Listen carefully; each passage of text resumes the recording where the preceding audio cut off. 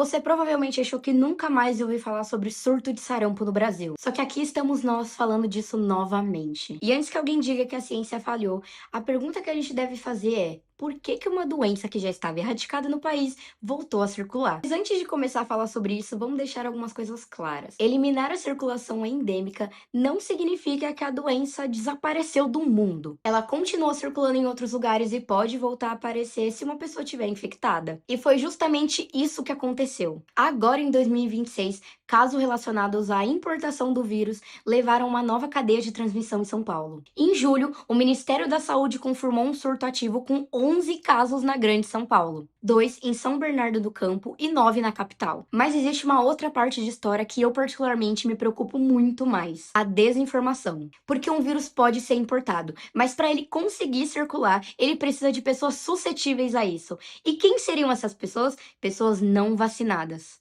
E nos últimos anos, a gente está vendo esses conteúdos nas redes sociais questionando vacinas, distorcendo pesquisas e atacando instituições científicas. A gente vê figuras públicas e políticos usando da sua influência para poder disseminar essas fake news. E infelizmente essa mensagem acaba alcançando milhões de pessoas. E o problema é que essa mentira sobre a vacina não fica só na internet.